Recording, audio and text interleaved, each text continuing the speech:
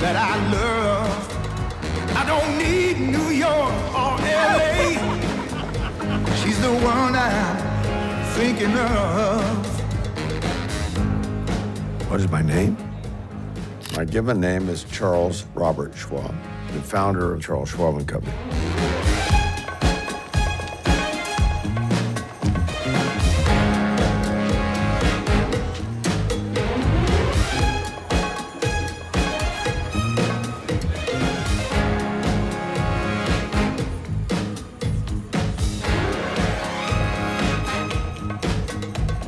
These are sort of tinted, but I'll put them on. There I am. My prescriptions changed a little bit, but this is basically what it looked like. However, my hair was a little bit of different color back in '75.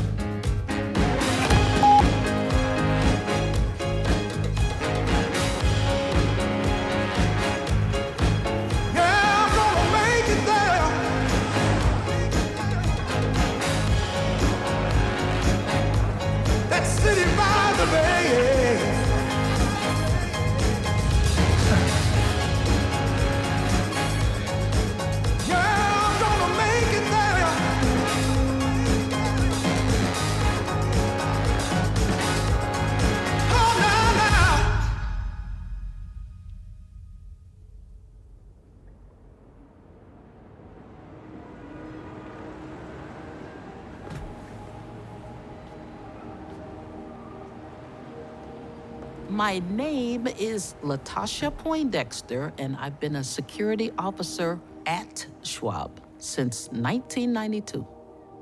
And I was born in Memphis, Tennessee.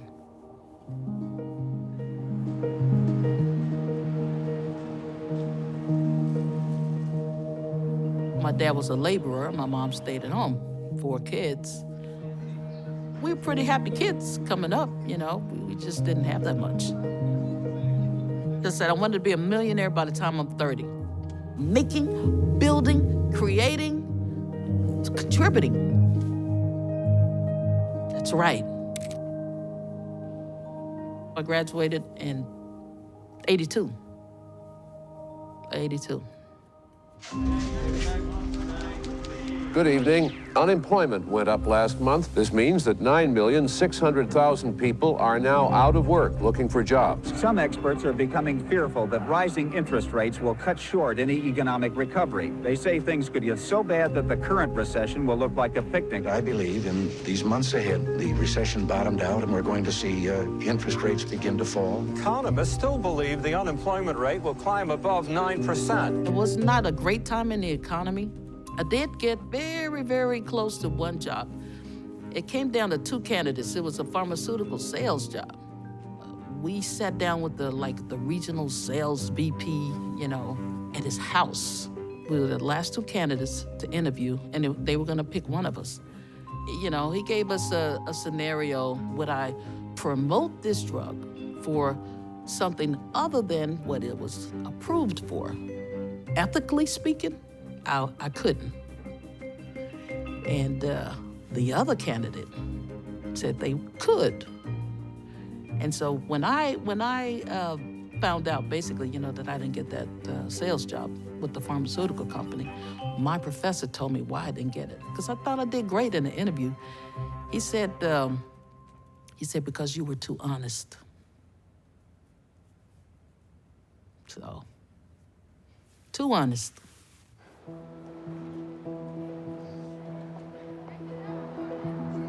And so from the temp agency, I found different forms of employment. I worked for Bank of America, verifying signatures at night. They were at Front of Pacific, so I had to walk up Montgomery to my job. And I would always look to my left. I had always walked by the building. So, okay, Charles Schwab, you know. Never knew anything about investing or trading or... So I would high and buy with these traders like for months, and they would tell me what they were doing. I got to talk to some of the staff that was working for Schwab at the time. And then they would tell me that they would get stock every quarter. I said, what kind of company does that? Just for the, the little guy, right? The whole concept of helping the little guy achieve wealth, leveling of the playing field. And they said, we like her. And so they told the management. And so February of 1992 was when I finally got a chance to work for Schwab.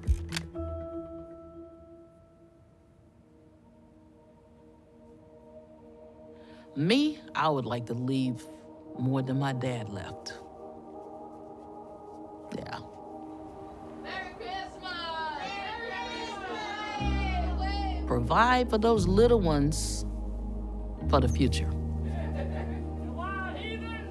My nieces and nephews. That's why I'm here. So I can leave a little something more.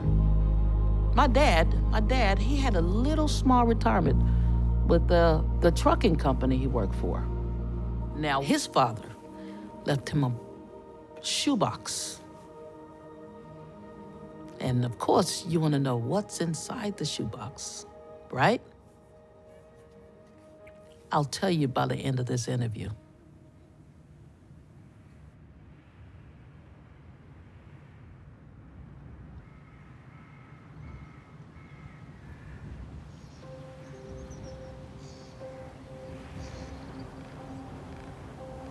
I was born in 1937. End of a depression period in America. Life was about limited resources. Every family had ration books and had coupons to get certain kinds of commodities, whether meat or eggs. But we were in a rural community, and my father did some legal services in exchange for a lamb or something like that. Why does he bring you all this stuff?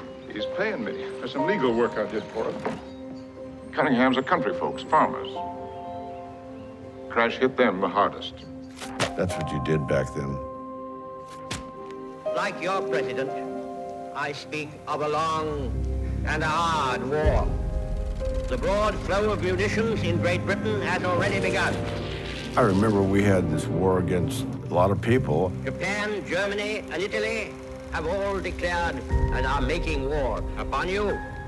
Well, I used to see it every Saturday when I went down to see the cartoons and so forth. We'd always had a newsreel, much of which was devoted to the war. And a quarrel is open, which can only end in their overthrow or yours.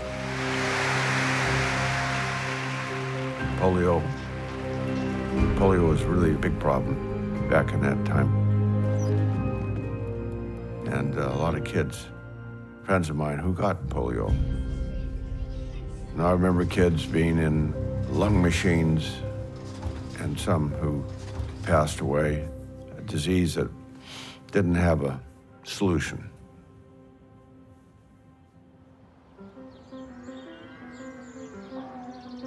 Among us children, money was, we didn't think about it, we didn't have it, so we made do.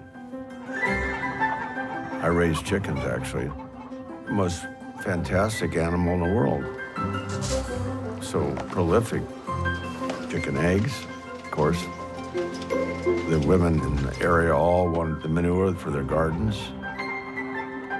My dad had some clients that were very successful. They're big-time farmers, owned a lot of property. I remember one in particular had a house down at Pebble Beach.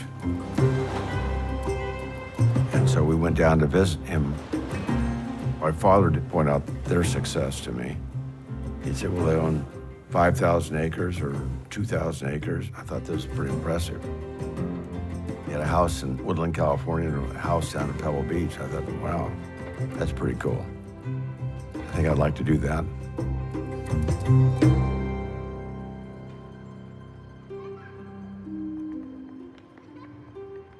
I wasn't a great student in many respects. I spent a lot of time after school.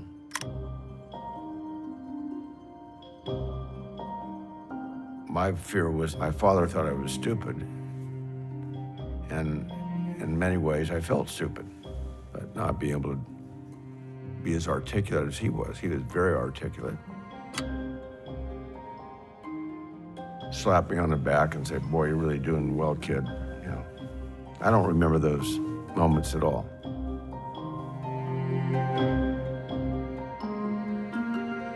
It became very apparent to me I had a learning issue, but they didn't have the word called dyslexia then. Love comic books. Oh my goodness. I got a lot out of pictures that I wouldn't get necessarily in a block of words. That's why I really gravitated toward contemporary art and collected today.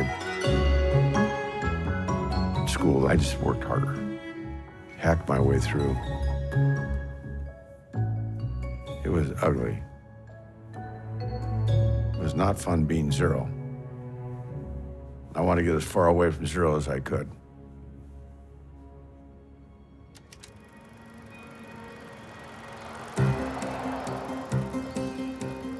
My father said he bought some shares of something. There were stock tables in the newspaper. I wanted to understand why these things went up and down in value and try to figure out what that was all about. Surprised we had that conversation, me and my dad. It became pretty obvious to me, you buy them low and sell them high. It was a great moment in time. You wanted to please your parents, right? Being a very entrepreneurial, financially oriented kid, I knew that you needed to make money to spend money.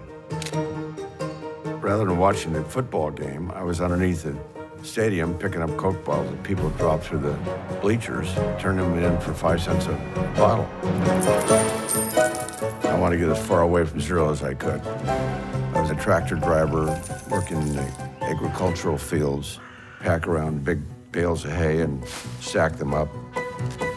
Another summer job that I thought I could learn about insurance. I never sold a policy. I had a job selling insulation. It was made up of newspaper.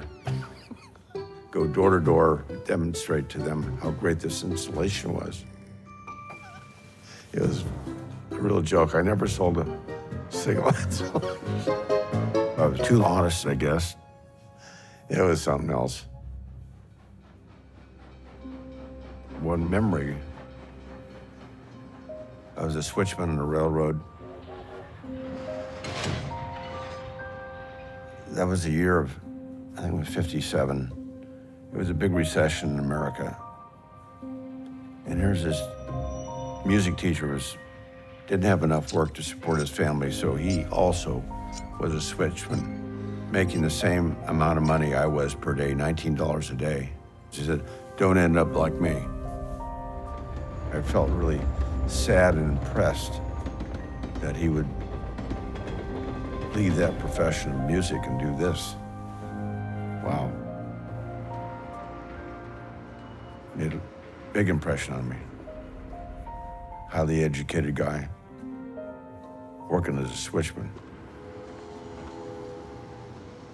It wasn't right.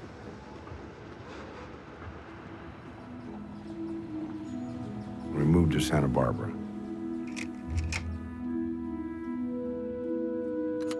Terrible in English. I was terrible in language. I took French. That was, all I could do was get a D out of that thing at best.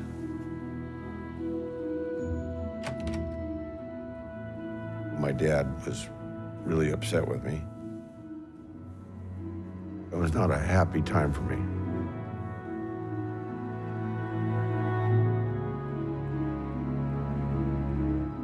So I devoted my energies to golf. I was ambitious about my golf. Loved that. It was really a fantastic boost in confidence.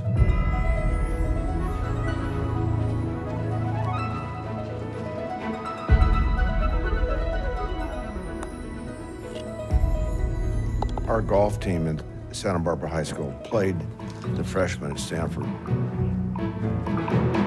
So I got to see the campus and the coach. I was a very good at golf at the time. We almost beat the freshman team as high school kids. The coach encouraged me to apply to school. I think he wrote a good note to the admissions people.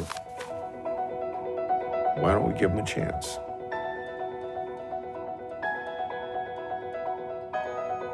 There I was. I'd never had such freedom in my life. Tuition then was $250 a quarter.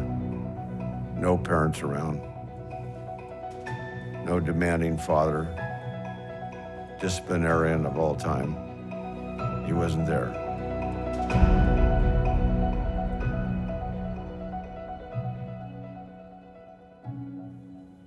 I think he wished I'd been a lawyer, but I was not cut out to be a lawyer. I could memorize about 3 words, that was about it. That was not my cup of tea. All my friends were really smart. I almost flunked out of school that first quarter. Yeah. So that was embarrassing. So I sort of knuckled down. Then found out I had to work harder at school than I ever thought to stay in. So I gave up golf then. That's all I did was study. I had little time for anything else. Was able to get into business school. I was married with a new child. We lived in a little apartment above a garage. Pressure was on, baby.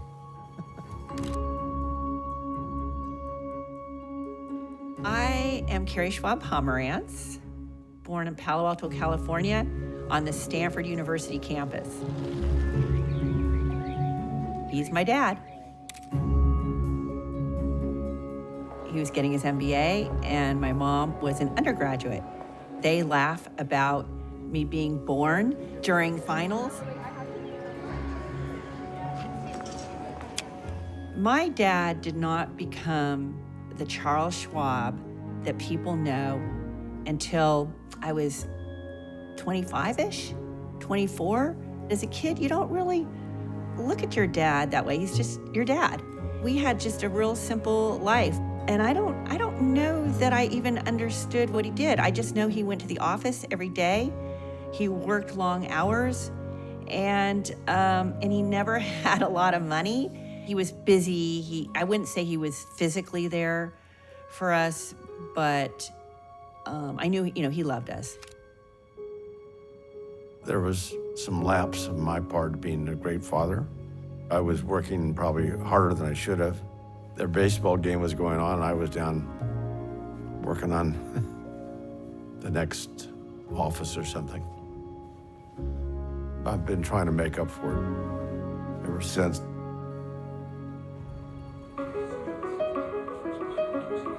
I was trying to figure out what I was going to do next. I love to see companies grow and understand what that was all about, what creates good ones and the fundamentals of economic freedom.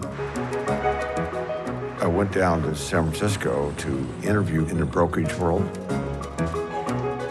Very formative years for me. I wasn't a salesman, I was an analyst and a portfolio manager. So I had a lot of contact with a lot of brokers. They say, take us out to lunch, take us to dinner, take us where the hell we want to go. Entertain us. Once they got their confidence, they could sell you anything, basically. And then you'd never see them again. They'd move on to a different firm. Some people would call that being a con man.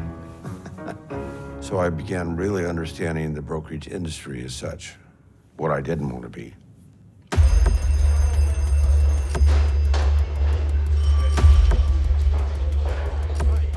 Say, hey, I got a really good idea for you.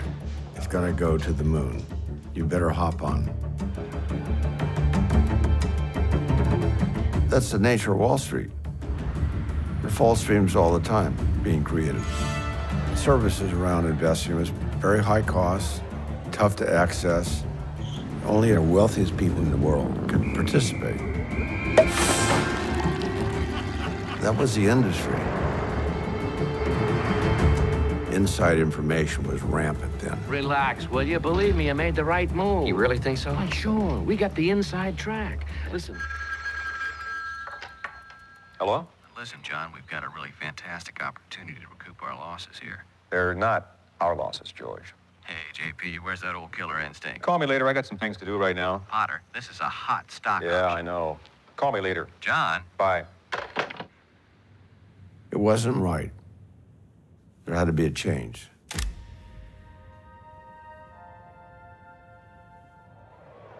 I knew there was a business of people who wanted to buy and sell stocks on their own without the interference or suggestions of brokers. I knew there was a niche there, which I went after.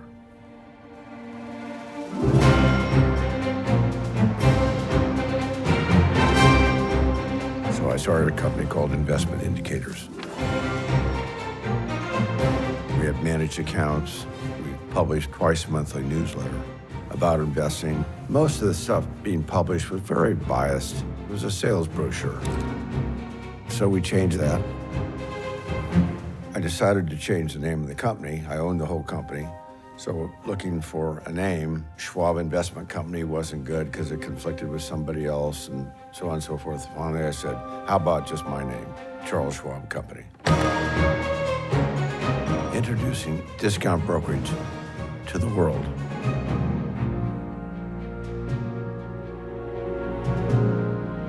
We've got to make the benefits of capitalism available to everybody who chooses to participate.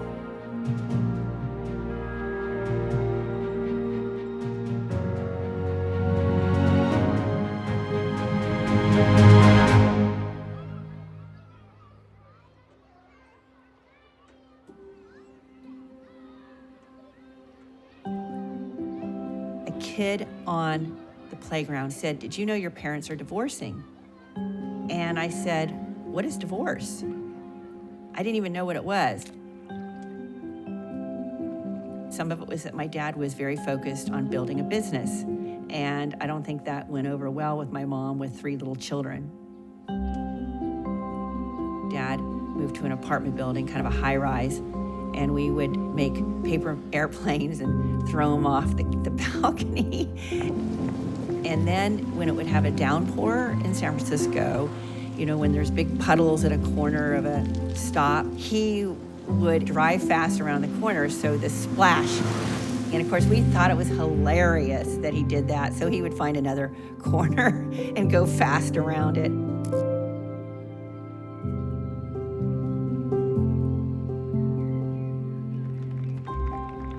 I remarried in 1972 to Helen. Helen O'Neill, highly supportive, and that was one of the best decisions I've ever made.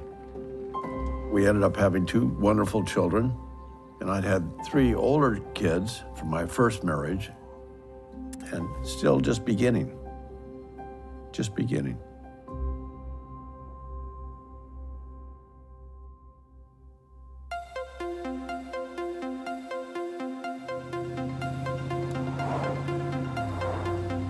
Trying new things was okay on the West Coast. Silicon Valley was just beginning. We'd already had a history of innovation. Where New York was so fixed in what they did. You do it our way. We've been doing it for 200 years. We were facing these entrenched companies, these huge investment banking firms, Bank America, Citicorp, JP Morgan, Morgan Stanley, Merrill Lynch.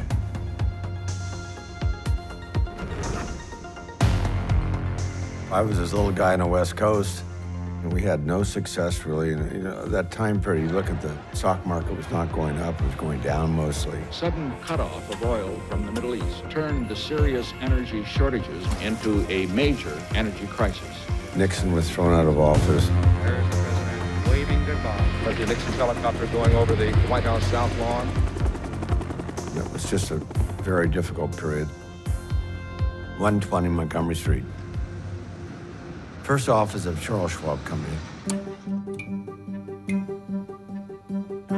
And access to capital for me was a fundamental problem because I couldn't access Wall Street. I figured they didn't want to finance their competitor.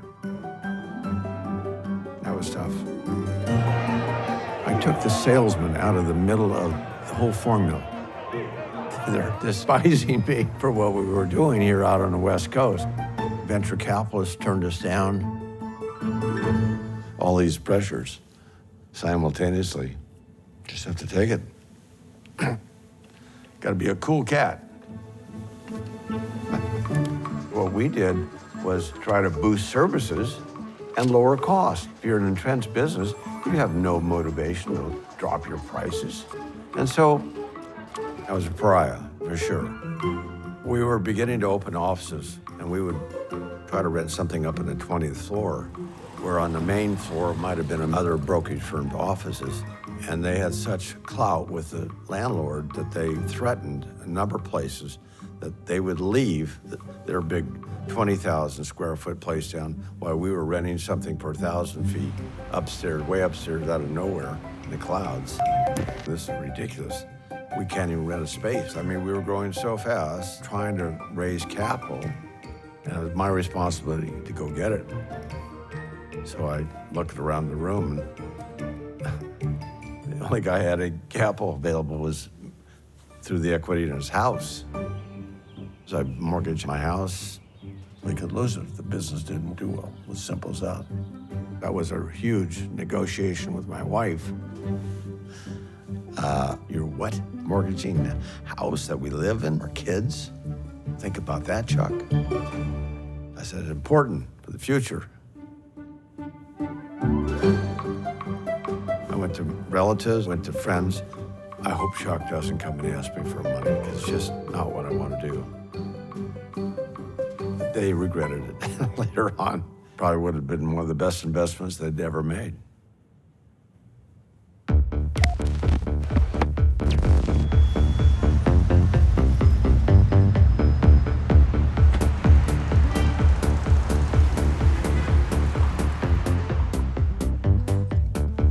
The magic moment, May 1 of 75. May Day. Congress passed laws to outlaw fixed commissions. Free and open competition. In essence, really democratize the business, bring it open to anybody. If you got $100, you're in. Article was in the paper. Merrill Lynch raised their rates. I was very happy that day, because I would have thought that Merrill would have dropped their rates substantially, and we would have had no business. But they raised the rates on individual investors, not lower them. We dropped our rates. It just created a huge opportunity for us to take our little business and grow it like crazy. So off we were. It was the beginning of an industry. So that's me in 1976. Happy, the big flyer glasses, looked like an airline pilot. Because we had so many orders coming in, we created a conveyor belt, 6 people on each side of the trading desk, people on telephones taking orders. It was all carbon copy. So we'd put the person's name, their account number, 100 shares of this. We'd write that all up. Thank you, Mr. Jones. Hang the phone up, put it in the conveyor belt, shoots down the conveyor belt to the trader at the end. He calls the order in, and then the floor broker goes and executes it on the New York Exchange. Report comes back maybe a minute later that's been executed, and we'd have another person calling back with the report that you bought the 100 shares. Might all be done in, let's say, 10 minutes. It was a whole lot of fun. But nobody had heard of us. Everything changed with Dan Dorfman. So Dan Dorfman was a very significant financial writer. And he had the credibility, and everyone read his column. He arranged lunch. We went to this wonderful place, the Power Room at the Four Seasons in New York. All these these special tables, all these power people around the room, chairman of this bank and chairman of that bank, you know, all these guys networking. And I started talking about this business discount broker. She said, wow, are you kidding me? I can buy stock through you at this price? I said, yeah. So he said, call the waiter over and get me a telephone. There was no cell phones then. I had a plug-in someplace for the telephone. So right there at the table, he called Merrill Lynch and said, how much will it cost me? And they quoted the thing. Then he called one of our offices, how much would, and we were, like I said, you know, half. And the next day, he had this nationally syndicated thing about his new business.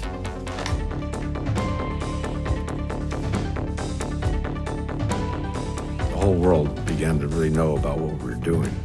And so it just kept growing and growing. The volumes kept mounting. I mean, it was crazy.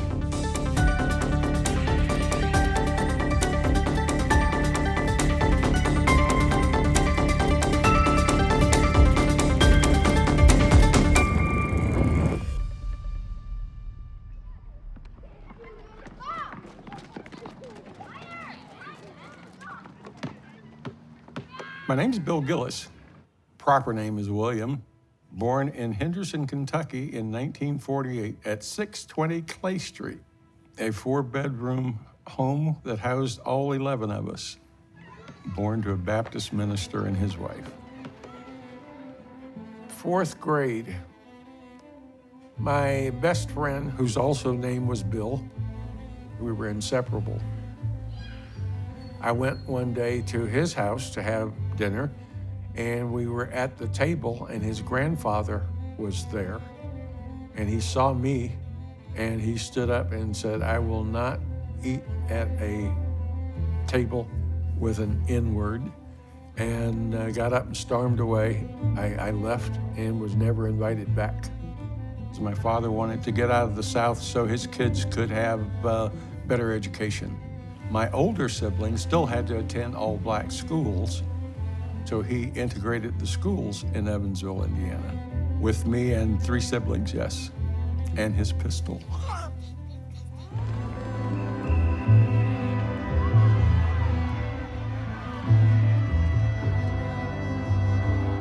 When we were going into the schools, my father told me that it doesn't matter that you stand out, because you're going to stand out. What matters to us is that you be outstanding. Went to Purdue, graduated EE, electrical engineering, and got hired by RCA as a circuit designer. I introduced the VHS brand VCR. Took 95% of the worldwide marketplace. As a result of that, I can say pretty honestly that I have a product in every American home.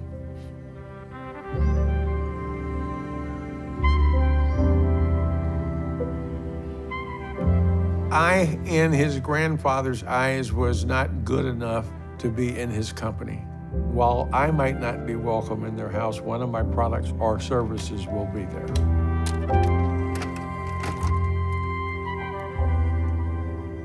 He who laughs last, laughs best.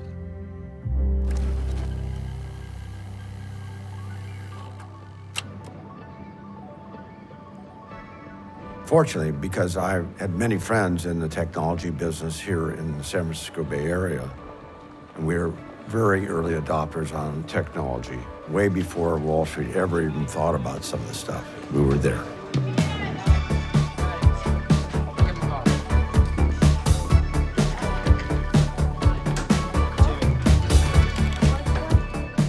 We were able to buy the back office computer system, used computer that we got from IBM, one of the most advanced ones at the time. This is 1979, hard to believe. We were always fussing with innovation around technology. And I got a call Sunday morning when that person was Chuck Schwab. They were looking for somebody to head their technology division because they wanted to create online trading. There was no electronic trading at that point. Several people were trying to introduce electronic trading. None had done it. With us now in the studio is William Gillis. Bill is Executive Vice President of Schwab Technology Services, a division of Charles Schwab and Company. Welcome to the Schwab Quote Service. Please enter your account number. And my password. So you're basically using just a telephone as a kind of computer terminal to access another computer's database. That's exactly right. Virtually everybody else was working on one thing. How do you get to the point that you can let investors trade electronically? And I said, well, people don't simply buy and sell only. First, they need to do some research. They need to get news, quotes. Then they need to track their portfolio. I thought, we've got a lot of work to do.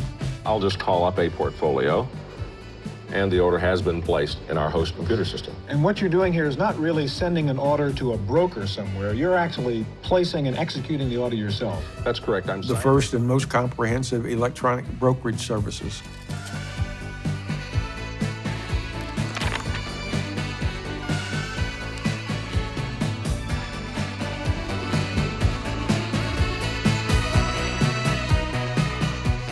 Sort of like Facebook at the time, you know, for us.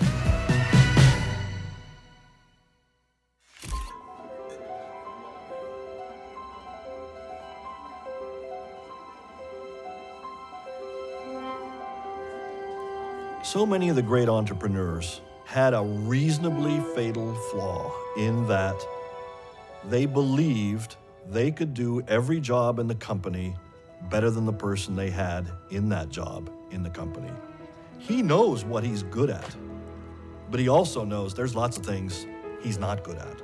Okay, if you're here, we got a huge dream. You're here, we need your help. We're a small company, but we have a big dream. To democratize investing, to bring that to America, make people's lives better. We can help people achieve their dreams, retirement, send their kids to school, good schools. I felt that was such a noble endeavor, and I still do.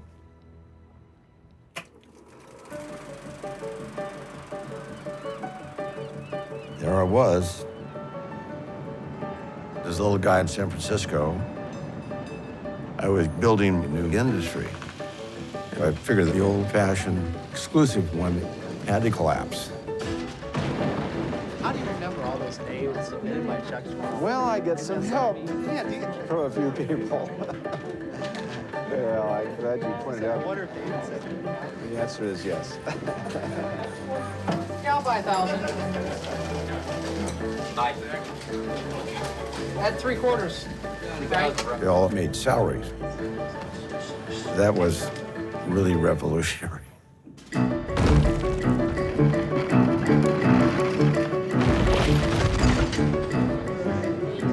We want to get everybody in.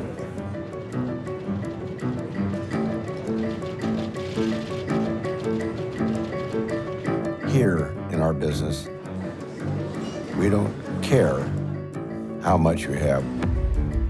We just want to make sure you become an investor. Here's this little guy from the West Coast, undermining Wall Street. You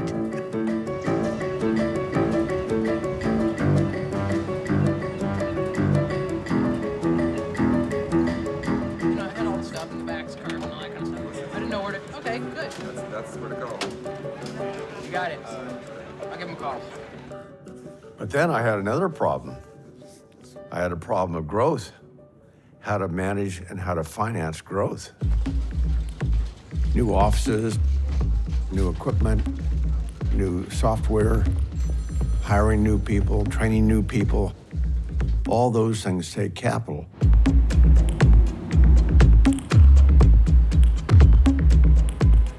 B of A, Bank of America, was a colossus.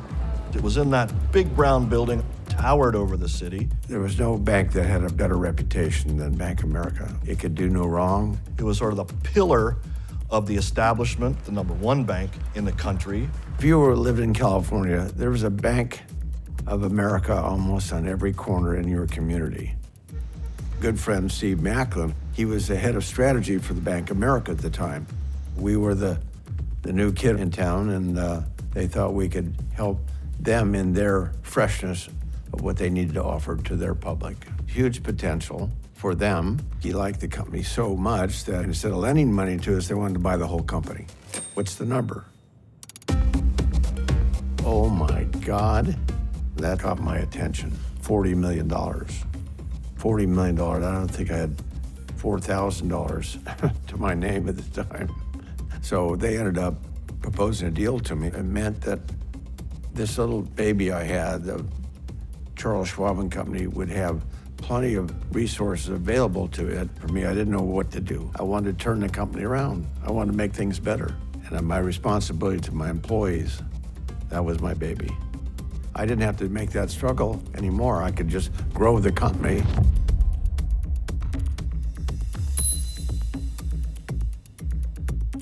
So we became a subsidiary of the Bank of America. Now I don't have to worry about money anymore.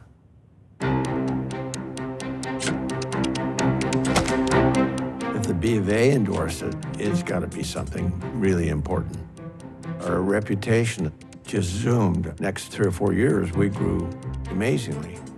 In addition, I was invited on the B of A board of directors. I represent 1% of the outstanding stock, the largest shareholder in Bank of America. I was the youngest person on that board by many years. Wally Haas, head of Levi Strauss. Andy Brimmer, first African-American on the Federal Reserve Board. Robert McNamara, who had been Secretary of Defense. I was quiet as a mouse there the first couple of years on that board. Here I was in the board of directors of this bank now who controlled us, controlled a lot of our destiny at Schwab, and the employees I had to make sure our parent was going to be successful too. I was convinced by my ad guys that a real person should be behind the company. Eventually, TV commercials. Big discounts, 24 hours a day, 7 days a week. I'm Charles Schwab, and that's the way I see it. From the investor's point of view, our #1 commitment is to serve our customer with integrity and, for sure, safety of their assets. That was not easy for me to do that. The guy who can't remember 3 words in a row. But it worked. Worked big time. I read it every day for news around the USA. I read it every day for business that really pays. At home or away, I read it every day. USA Today. I was so bad at singing. It was pretty funny.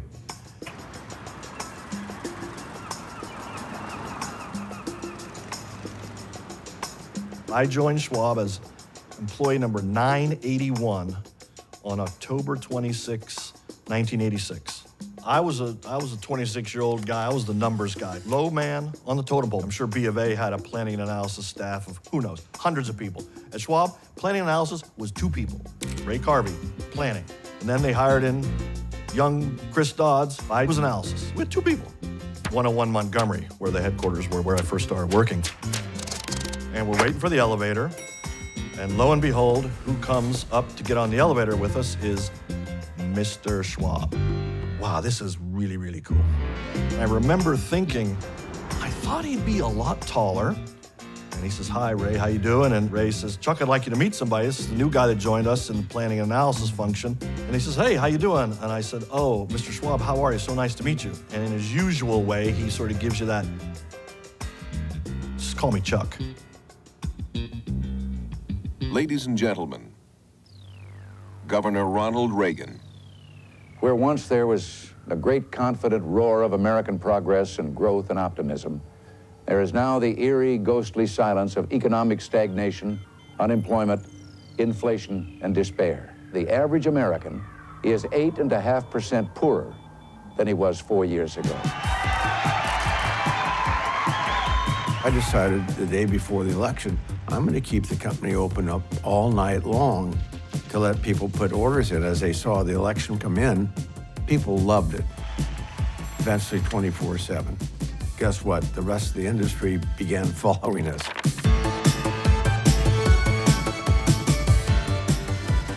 '80s were great. free and open competition. I don't think I've ever had a trader come to me and say, oh boy, I just traded my brains out and paid so much in taxes. I've had a great time. Thank you, Mr. Schwab. That never happened. Investors look at the economy as a glass that is half full.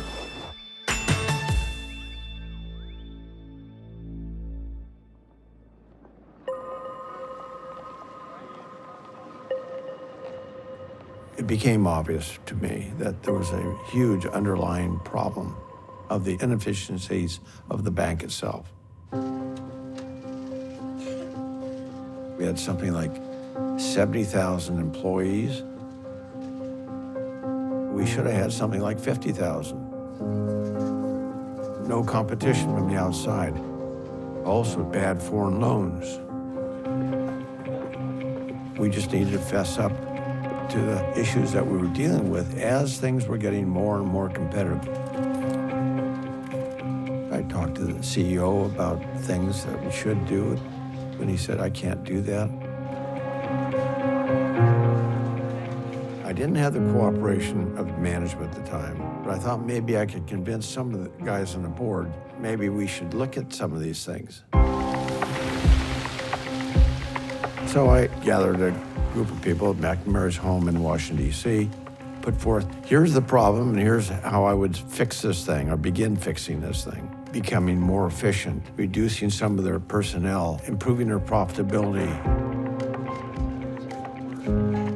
And it sort of went over like a lead balloon, much to my disappointment.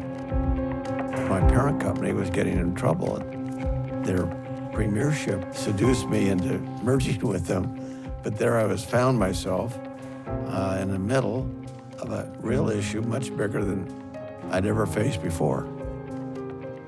In '85 and '86, the bank started selling many of their assets.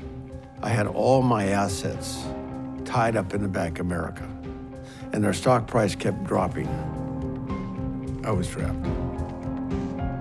And my responsibility to my employees, so I resigned from the board. They wanted me to stay on the board. They didn't want this controversy at all. So I resigned. Thank you very much. See you later.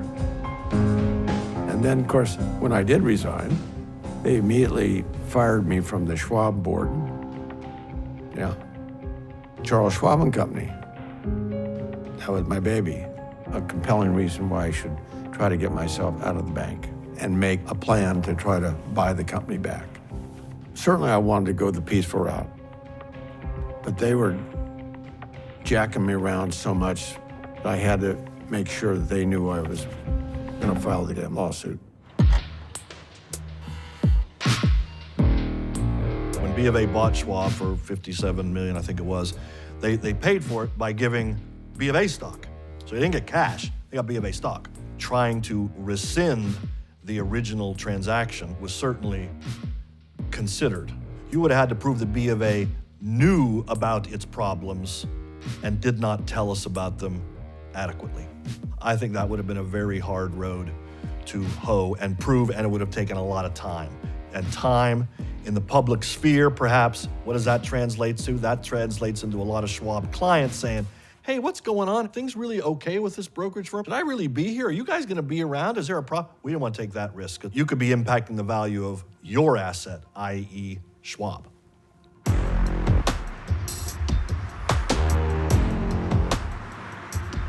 Word filtered down that Chuck wanted to buy the company back from B of A. My boss and various others were saying, well, who can help us do this? I volunteered. And I was a young man, I was 26 years old. I hadn't been in negotiations before. So we start talking about how we're gonna go about valuing Schwab. It had never really been done before. How are you gonna value this company? Putting a price tag on it to go back and propose, this is what we'll pay B of A to buy back the company. In a more industrial context, the value of the firm's assets is held in things that are physical, that are tangible, that have much more readily ascertainable values Whereas with our firm, we had some computers, desks and chairs and branches, but really all the value of the company was based on services that you provided to customers. We had to come up with a price that B of A would say, that's a reasonable price, not, are you crazy, get out of here, I'm not ever gonna speak to you again, we're selling it to somebody else, Chuck, thanks very much. I had no other assignment, that was all I did. 4 or 5 months worth of very late nights, very long negotiations. Finally, we came across the most important point in our case. B of A did not own the name Charles Schwab. They did not own Chuck's likeness. I mean, he was the public face of the company. And they did not own him. The brand was inextricably tied up with this person with the glasses on, and he's in all the ads, and he's affable looking gentleman leaning against the computers or leaning against a desk where there's a ticker tape in the background. Okay, you can do that. You can sell Charles Schwab & Co. Inc. to somebody else over there, fine. You don't get Chuck's name and you don't get Chuck's likeness and all the ads, which everybody knows is the face of this company. How are you gonna sell that? And that was a very real consideration and a very real weapon. But eventually it all came together. March 31st, 1987 was a day that I know I will never forget. So they made a lot of money off of us. A lot of people don't realize that. They thought I was some crazy entrepreneur that left and bought it back for pennies on the dollar. It's not true. I paid them dollars on the pennies. As it turned out, people recognized Schwab as being me. And the name, obviously my name. I'm Charles Schwab, and that's a promise. And so they had a weak position. We had a all-company, all-hands meeting up in the ballroom of the St. Francis Hotel. Like the whole company was there. To this day, I've never, ever seen Chuck that happy. Oh, yeah? Ladies and gentlemen, Chairman, CEO of the Charles Schwab Corporation, Chuck Schwab, I swear to God, I thought he floated across the stage. He was so ebullient, so happy. Independent Schwab, in charge, completely in charge of our own destiny.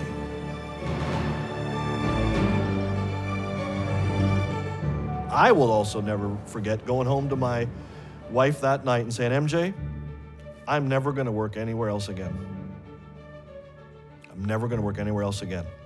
And I never did.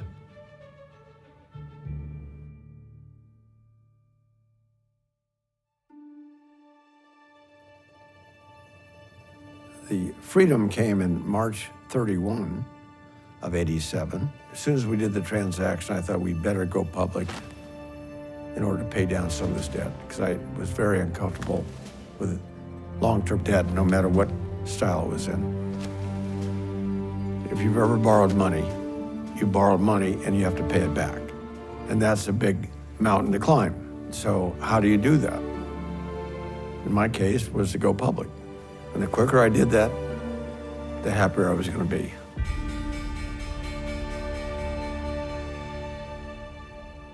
By the time the IPO went off, we were all really tired. This had been a serious 11 months. We were all in a moment of euphoria. Finally, we're good.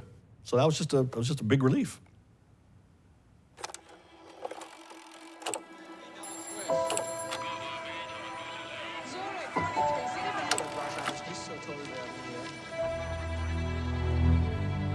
Today is Black Monday, the day the Dow dropped more than 500 points, the day the Dow dropped more than 22%, almost double the rate of the Black Monday that signaled the beginning of the crash of 1929.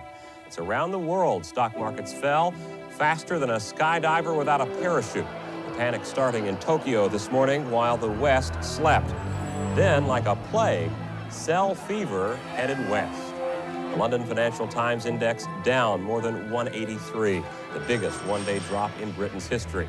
It's panic. Everyone's in panic. Everybody, we're trying to find a bottom. This has to be the bottom. And then they trade 5 points lower than that. Investors have looked at the economy as a glass that is half full. Now they're seeing it as half empty. The results of the decline will hit millions of people in their investments, pension plans, their mutual funds, and eventually every segment of the economy. But it only got worse. I don't know that any of us did anything that day other than literally watch the stock price. I tried to not be awestruck. Can all stocks actually go to zero?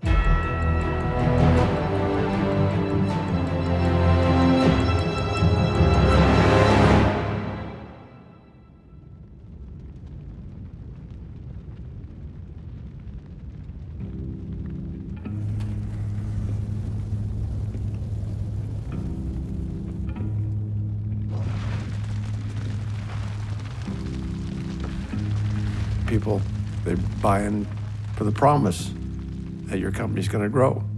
And so everyone was now losers in the company we took public. That was not a good feeling, not fun. As we fell into the elevator shaft of the crash of '87, and we were right in the middle of it. It wasn't a brand new concept to me, for sure. I'd lived through these down markets before. I just didn't realize it would come this quickly after going public.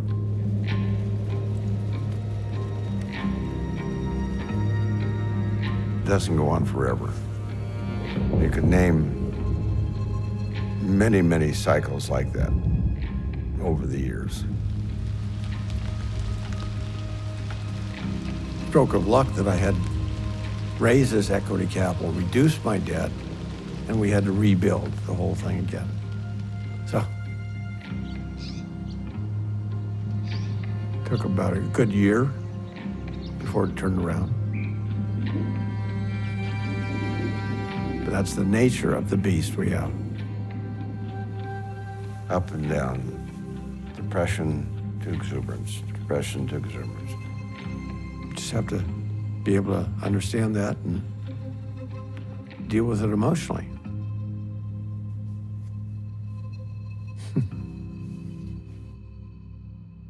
Something will happen to make things better.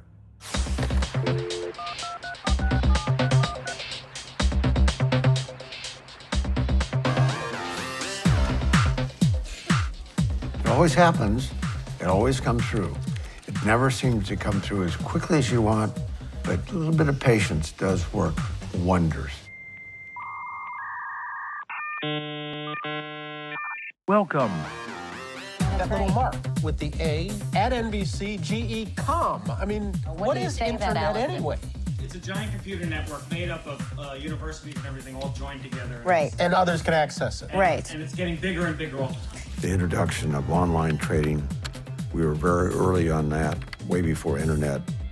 We used CompuServe and we used AOL. In 1981, only 213 computers were hooked to the internet.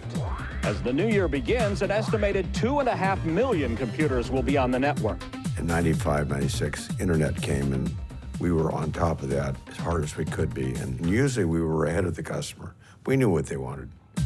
You can read Business Week online before it hits the newsstand. Update your stock portfolio every 15 minutes. I certainly knew in my mind that we had a great business opportunity ahead of us. Better service, lower prices, faster transactions. We want to get everybody in.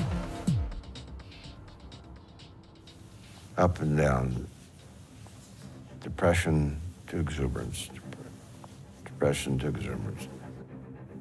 Prices continue to fall. Across the country, the median home price is now down 2.7% from a year ago. If you're trying to sell it, you know it is not easy. The housing market is in a slump. Home foreclosures are up in this country, and it is not getting better.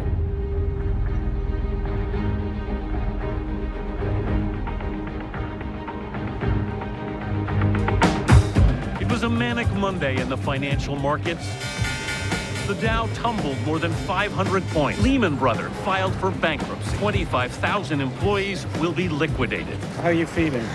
How do you think? Merrill Lynch, fearing it could be next, agreed in an act of desperation to a shotgun marriage with Bank of America. Crazy. breaking news that is shaking the very foundations of Wall Street. Dow plunged nearly 700 points. Some people say this doesn't stop until the housing hits bottom. You think that's true? I think that's probably correct. And the Dow took a breathtaking nosedive. Massive layoff. Biggest loss in the history of Wall Street. The U.S. economy is under siege from all sectors. 15 million Americans out of work. Shockwaves from the U.S. financial crisis are reverberating around the world. European markets' worst one-day losses since 9/11. The fifth time we've seen this movie. And you sit on the edge of your seat and you yell at whichever character it is, don't go into that woodshed. But they keep going in. This is an extraordinary period for America's economy. We are in the midst of a serious financial crisis. We've seen triple-digit swings in the stock market. Major financial institutions have teetered on the edge of collapse, and some have failed. Many Americans have felt anxiety about their finances and their future. So I propose that the federal government reduce the risk posed by these troubled assets and supply urgently needed money so banks and other financial institutions can avoid collapse and resume lending. Wall Street got drunk and we got the hangover. He went with the TARP program. A lot of people now call it the bank bailout, and they hate it. Yeah, they do hate it. I can understand that. Do you adhere to your philosophy and say, let them all fail? Free market. Yeah, free market. Or do you take taxpayers' money and inject it into the system in hopes that you prevent a depression? And I chose the latter. Did you take TARP? No. I was responsible for my own.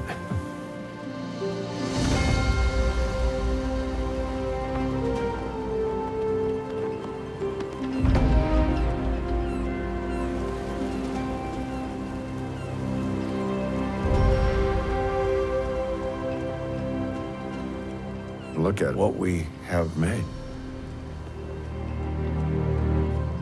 I am so lucky to have been in San Francisco, a place with these incredible ideas. It was time to give back to the city.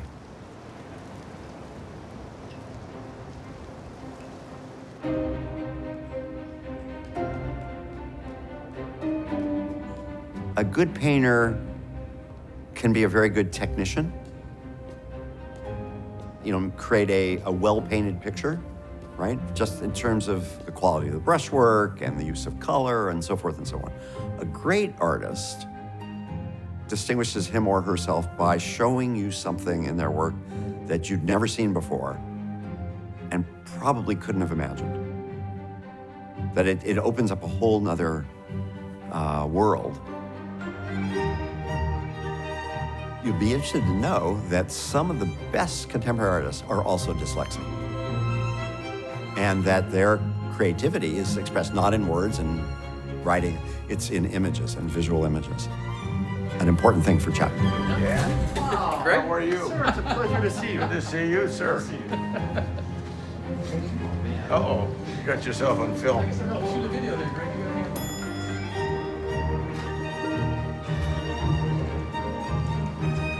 You're right. Are you? We like contemporary art. A lot.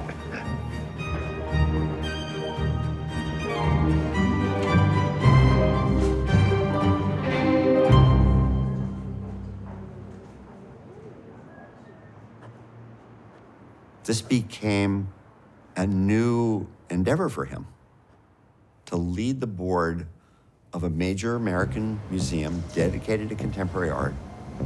At a certain point in his life, it made sense for him to spend a tremendous amount of time on this and really give himself over to this. We imagined an expansion of the museum.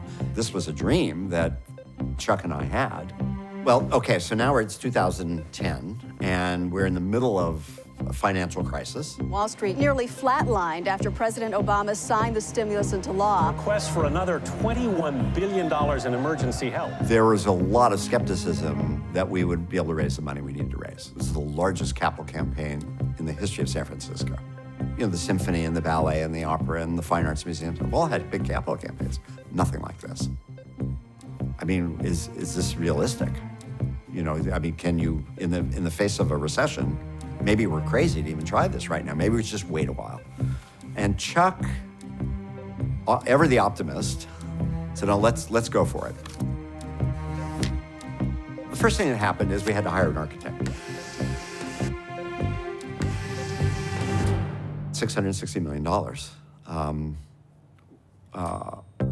When Neil had a model made of the new museum, and so we had it all boxed up in a nice suitcase. And I remember we got in the car and we kind of looked at each other and said, like, we can do this. We had a regular pitch that we put together and begging for money. He would always talk about how he wore out the knees in his pants, asking people to help with this. But Chuck had this nice way with people. That kind of modesty enabled people to feel as though they were really part of something. They weren't peripheral, they were central. And we need your help, and you can be an important part of this. You believed in what you were doing so much that you'd do anything to help finance the operation.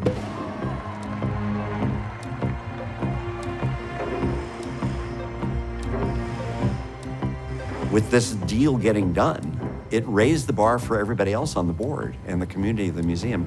They were doing something special down there at SF MoMA. So it inspired the city.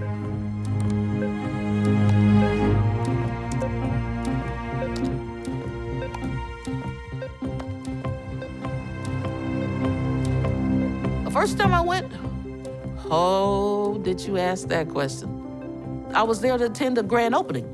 I made it a grand entrance.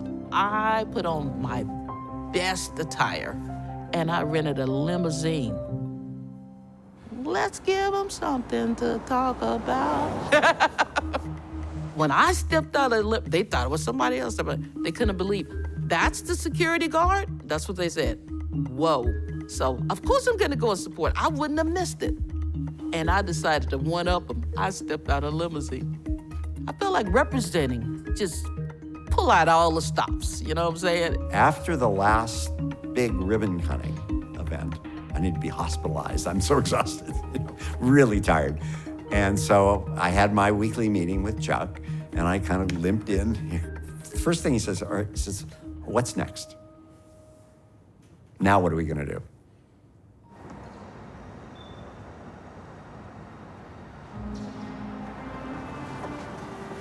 So the story of this, it was painted in 1940 for an international exposition on Treasure Island.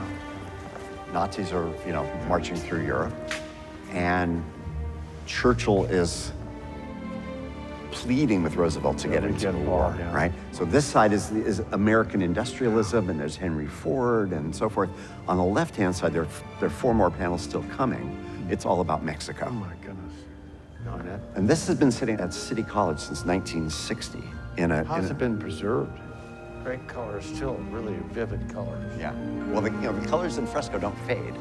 So fresco is fresh in Italian, and it means that the plaster hasn't fully set or cured yet, and so the pigments the paint is in the plaster. It's not on it. I think of this as the greatest work of art in San Francisco that pretty much nobody's ever seen. Yeah. It's really cool.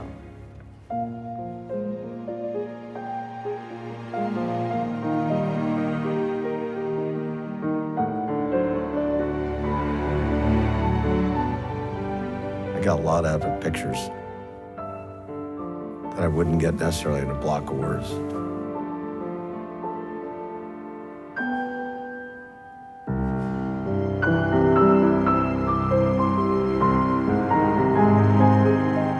Well, there's a huge connection, I think, between contemporary art and what I've done professionally. And I think seeing artists do what they do gave me somewhat of permission to do it in our business. Think of it a different way than what was ever done before.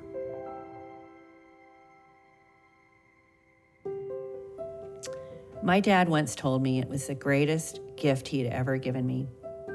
He's probably not going to remember this. It was probably about 5 to 7 years ago. We were talking about family and so forth, and he said, "Carrie, you remind me of me." He said, "Don't change."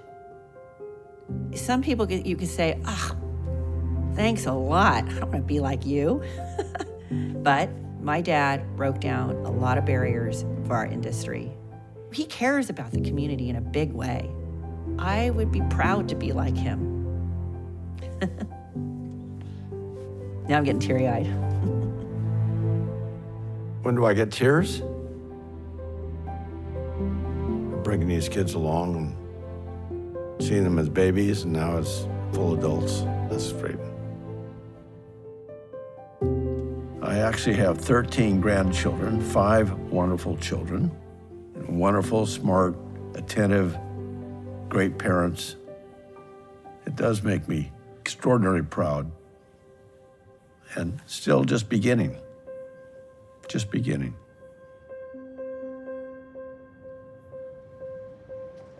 I get tears when you raise the flag.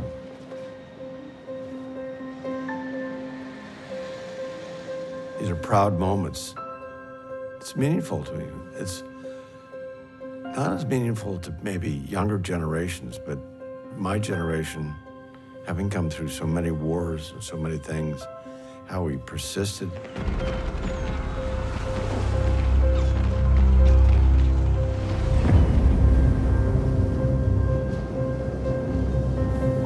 Up and down.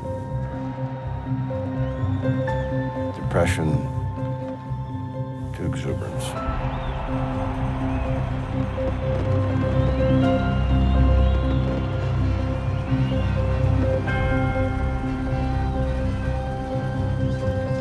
Go through struggles and then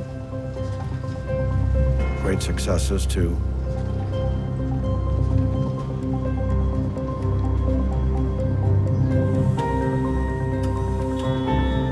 Depression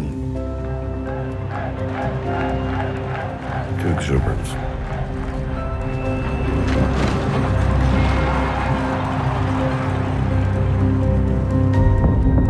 Depression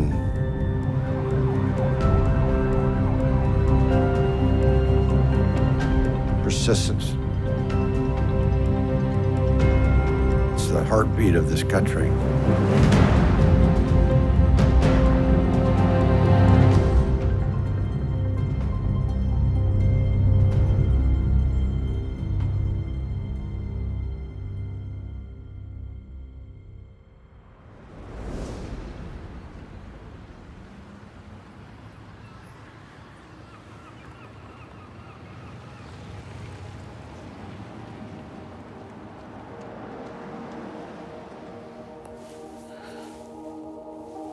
We are gonna have to redefine what it means to be American. Yeah. We don't have the definition. We've got to get back to work being in vogue. Yeah, in vogue. It's contributing. Being a part of something big. Or bigger than you. Because that's what America's all about. We're all about making, building, creating, competing. That's right. That's what gets me up in the morning, right? It's not coffee. No. Me, I would like to leave more than my dad left.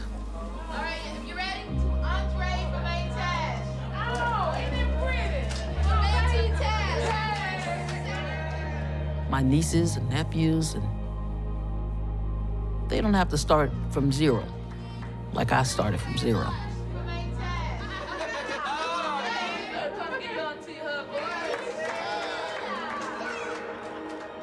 My dad, he had a little small retirement with the trucking company he worked for. And now his father left him a shoebox. And what was in the shoebox was a pair of old tap shoes. That's why I'm here. So I can leave a little something more than a pair of old tap shoes. I just sent my brother a snapshot of what's in my account just recently, yeah. Of course, that's got his competitive juices going, but he's gonna have a hard time trying to catch me.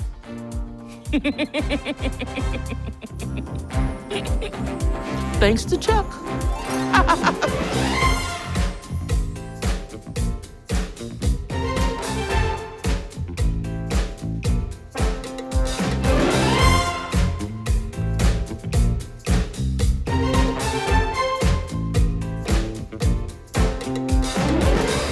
Yeah, good luck, brother. Yeah. This is one race I'm gonna beat him in.